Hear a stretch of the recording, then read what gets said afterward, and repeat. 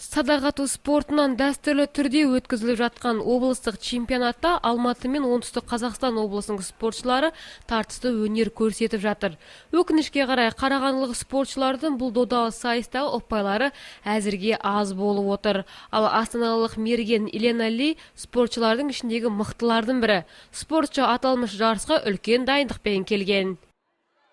Квалификацию стреляют все участники абсолютно. Спортшылар 2 күннен бері жақсы өнер көрсетіп жатыр. Өткен 2 күнде мергендер өздерінің біліктіліктерін арттырып, келесі кезеңге өтуде. Бастапқы орындарда Алматы, Оңтүстік Қазақстан мен Астана қаласының спортшылары келе жатыр. Алда әлі 25 метр қашықтыққа ату жаттығуы бар. Жарыста ерекше өнерді ағайынды ганкиндер Айбек Сайдиев пен Фарида Төкебаевалар көрсетіп жатыр. Бұл спортшылар әр жарыста үздіктер қатарынан көрінеді. Мергендер классикалық және компаунд садақтарымен нысана көздеп барын салуда. Алдағы күні спортшыларды арнайы топтама бойынша өтетін командалық жарыс күтіп отыр.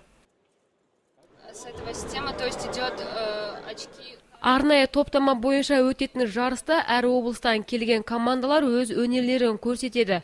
Тәртібін айтсақ, спортшылардың әр қайсысы 2 реттен садақпен оқ атады.